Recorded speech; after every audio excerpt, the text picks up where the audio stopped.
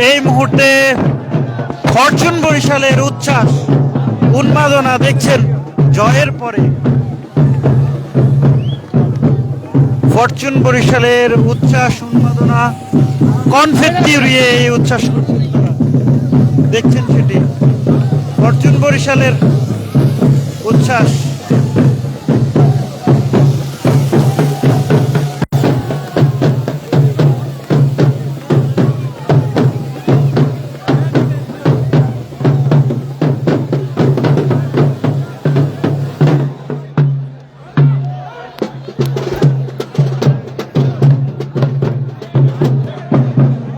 এই মুহূর্তে মাঠে বরিশালের উচ্ছ্বাস করছে, যেমনটি আসলে দেখছেন। ফরচুন বরিশালের ক্রিকেটাররা কনফিত্তি উড়িয়ে এই উচ্ছ্বাস করলো এবং তারা জিতে গেছে চট্টগ্রামকে হারিয়ে, এবং সেই জয় তারা উপভোগ করছেন। একেবারে মাঠ থেকে আপনাদেরকে দেখানোর চেষ্টা করছি সরাসরি।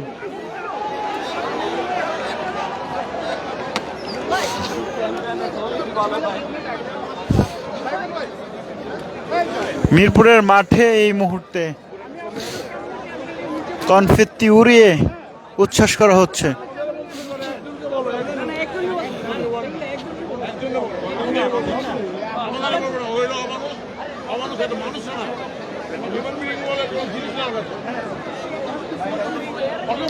দেখছেন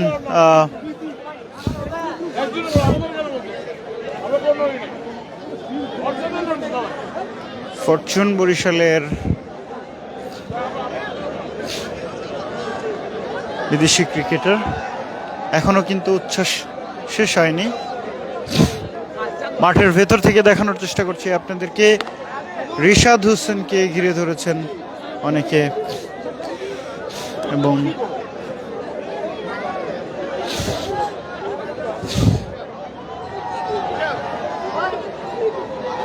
গ্যালারিতে কিন্তু এই মুহূর্তে এখনো সমর্থকরা রয়েছেন।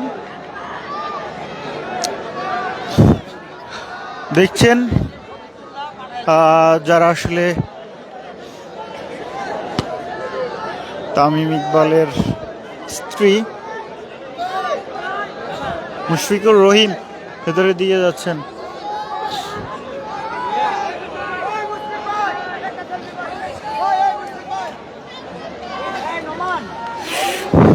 মুশফিকুর রহিম সহ ক্রিকেটারদেরকে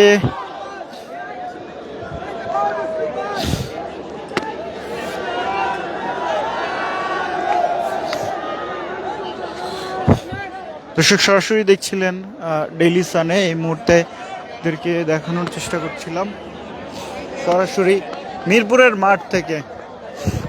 রিশাদ হোসেন এর সাথে সেলফি নেওয়ার জন্য রয়েছেন অনেকে।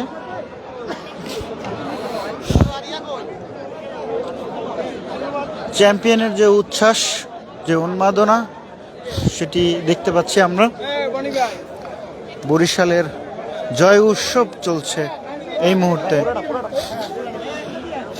যেই ট্রফিটি লঞ্চে করে যাবে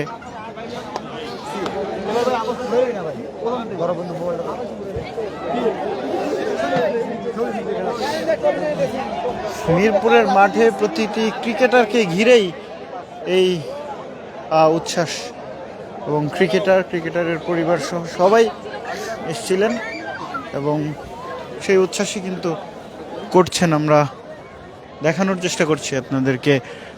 নাইম, ক্রিকেটার নাইম, তিনি রয়েছেন, তার ছোট্ট শিশুকে নিয়ে এসছেন। মিরপুরের মাঠে অন্য এক দৃশ্য মঞ্চায়িত হয়েছে আজকে, দেখছেন সেটি। এখনো বরিশালের যে জয়, সেই জয়ের উচ্ছ্বাস কিন্তু শেষ হয়নি। দেখছেন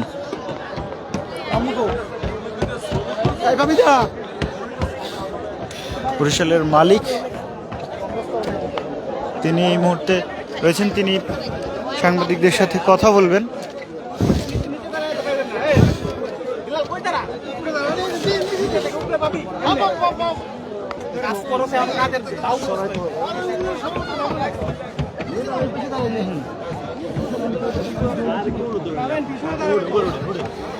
ইমরান ভাই আস্তে আস্তে, ইমরান ভাই যাবো ভাই, মিজান ভাই গতবার বলেছিলেন ট্রফি নিয়ে লঞ্চ করে বরিশাল যাবেন, কিন্তু কোনো কারণেই যাওয়া হয়নি। এবার যাবেন কিনা, গেলেও কবে? ইনশাল্লাহ আমরা অচিরেই যাব এবং আমার মনে হয় আমরা আজকে তো 7 তারিখ, ইনশাল্লাহ আমরা 9 তারিখে বরিশালে যাওয়ার সম্ভাবনা আমাদের রয়েছে। And how will go still we don't decide. আমরা হোটেলে যাব, তামিম, মাহমুদ, রিয়াদ, মুশফিক, ফুল টিম আমরা বসবো, then will decide how will গো।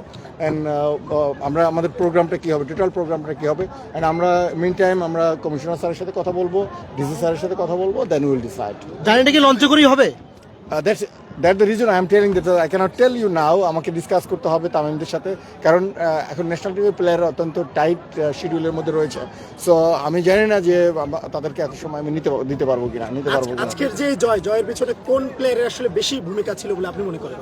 আমি মনে করি যে টিম জেলিংটাই ছিল সবচেয়ে বড় ভূমিকা। আসলে কে জিতালো কে হারালো এটা this is not the main things. আমাদের টিমের মধ্যে বন্ডিং খুব ভালো ছিল, সেই বন্ডিংয়ের জন্যই আমরা জিতেছি ইনশাল্লাহ। মিজান ভাই বরিশালে 9 তারিখে যাচ্ছে শুনলাম, বেরিয়েছে।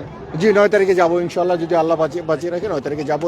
ইউল সি অ্যান্ড আপনাদেরকে সবাইকে ইনভাইটেড, যে আপনারা অলসো 9 তারিখে যেন থাকেন। আমরা চেষ্টা করব দুপুরের পরে বেলস পার্কে একটা অনুষ্ঠান করার জন্য 1 or 2 আওয়ার্সের জন্য, then will be back. Barishal কি লঞ্চে করে যাবে trophy? I already tell you that it will be decided tonight. আমরা 195 রানের টার্গেট হলো, তামিম ইকবালের ব্যাটিং কেমন লাগলো, পাওয়ার প্লেটা যেভাবে খেললো? সে একেবারে পুষিয়ে দিয়েছে, যেটা দরকার ছিল সেটাই করেছে। এবং আমরা কিন্তু কখনোই বিহাইন্ড দ্য ম্যাচ ছিলাম না, অলওয়েজ অন দ্য ম্যাচ ছিলাম। সো আমি লিটল বিট নার্ভাস ছিলাম, but finally we win the game and আমি কমফোর্টেবল বলবো না, এবং খেলাটা অত্যন্ত ভালো হয়েছে। এবং চিটং যে এত স্ট্রংভাবে কামব্যাক করতে পারবে, I never even imagine. They really did very very fantastic way. দুটো ছক্কা, it was fantastic. Rishad is a Bangladesh's big asset. I tell you, one day you'll say you have to play Rishad. ভাইয়া bonus কত দিচ্ছেন? A lot of bonus. Don't ask me this question. Next year আপনাদের পরিকল্পনা কি হবে? We have always different type of আমাদের যেই পরিকল্পনাটা যে গতবার যেটা ছিল এবার সেটাই রয়েছে, দেখেছেন তো। আমরা চেষ্টা করবো আমাদের প্লেয়ারদেরকে ধরে রাখার জন্য।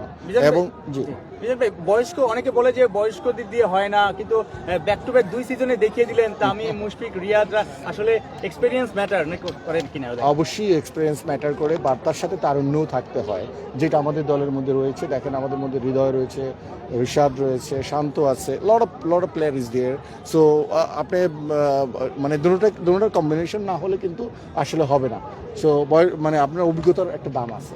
তামিম ইকবাল 22 গজে ক্যাপ্টেন্সি বা ব্যাটিং তো অবশ্যই সবাই দেখে, অফ দ্য ফিল্ডের ক্যাপ্টেন তামিম কেমন মোটিভেট করে, কেমন দলকে চাঙ্গা রাখে? আপনারা তো আমার ধারণার ঢাকা বাইরে থেকে দেখেন, he is really very good captain. And আপনি কল্পনা করতে পারবেন না হাউ সে দলটাকে যে জেলিংটা দিচ্ছে, সেটা মানে এই জেলিংয়ের জন্যই কিন্তু আমরা জিতে যাচ্ছি।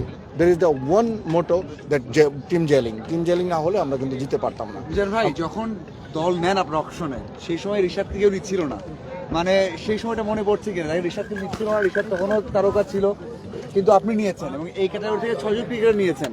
মানে ঋষাদকে তখন নিয়েছেন, কথা শুনতে হয়েছে, এখন লাস্ট ম্যাচে সে আপনাকে জয় এনে দিল, ট্রফি এনে দিল, কেমন লাগে এবং এখন কি মনে করছেন? অবশ্যই ভালো লাগে। দেখেন আমি তামিম, মুশফিক, মাহমুদুল্লাহ অলওয়েজ চিন্তা করি যে আমরা কিভাবে সবাইকে নিয়ে থাকতে চাই। যেমন আমরা দুজন প্লেয়ারকে কিন্তু কেউ ক্যাটাগরি থেকে ডাকছিল না, আমরা কিন্তু দুজনকে নিয়ে নিয়েছি। এবং কেন নিয়েছি আপনারা জানেন নিশ্চয়ই, যদি ঋষাদ ভালো না খেলতে পারে তাহলে অটোমেটিক শান্ত খেলতো। So we make A option. But Rishad যেহেতু ভালো খেলছে, বল করেছে, এবং আপনার শেষের দিন কিন্তু একটা ফ্যান্টাস্টিক নক করেছে। শান্ত একদিন দুদিন ভালো খেলেছে, বাট আমরা যখন অপোনেন্টকে চিন্তা করে আমরা কিন্তু দলটাকে সাজাই। So Taijul very good cricketer, সে কিন্তু মানে 2 না 3টে ম্যাচ মাত্র খেলেছে। সো আমাদের দলে অনেক স্টার্স রয়েছে এবং অনেকে খেলতে পারে না। আপনি আজকের কথা চিন্তা করেন, আই ব্রিং জিমিনি শাম, আমি প্লে করাতে কিন্তু পারিনি, কারণ দেয়ার ইজ এ কেন আপনি দেখেন ওদের লেফটি কয়টা, আপনাকে চিন্তা করতে হবে চিটাগংয়ে কয়জন লেফটি আছে। আপনি নবীকে তুলে নেন, দেন আপনার বল কে করবে, রাইটে বল করতে হবে তো। সো অলওয়েজ চিন্তা করতে হবে যে অপোনেন্টকে। আপনি খুলনা অপোনেন্ট হলে অবশ্যই জেবে নিজাম খেলতো। সো অপোনেন্ট অনুযায়ী আমরা উই ডিসাইডেড এভরিথিং। মিজান ভাই, আপনার কোচকে বলা হয় underrated, but back to back শিরোপা বিপিএল এ ঘরোয়া ক্রিকেটে ম্যাজিক বাবুল বলা হয় অনেক। আমি আপনাকে বলতে পারি ওনাকে আন্ডাররেটেড বলতে পারেন, যে ভোকালি আপনার সাথে কথা বলতে এসে হয়তো সুন্দর কথা বলতে পারবে না, বাট আর সে খেলার মাঠে সে দুর্দান্ত। সে আপনি দেখেছেন আন্ডাররেটেড হলে তাহলে দুটো ব্যাক টু ব্যাক উইন তো হতো না।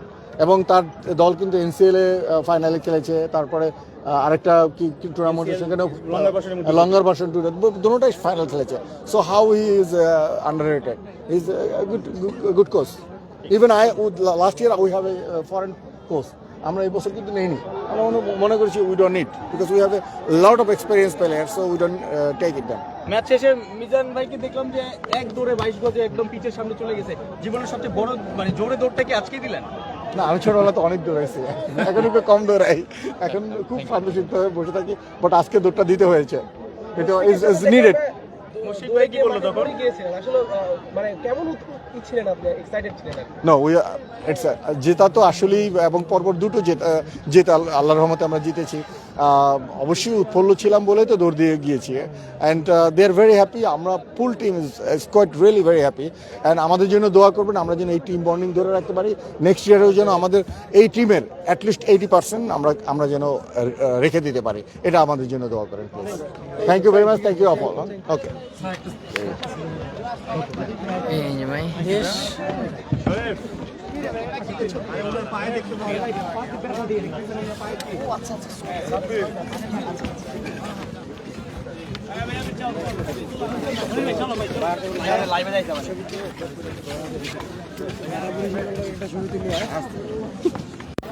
দর্শক সরাসরি দেখছিলেন ডেইলি সানে, এবং আপনাদেরকে দেখানোর চেষ্টা করছিলাম মাঠ থেকে।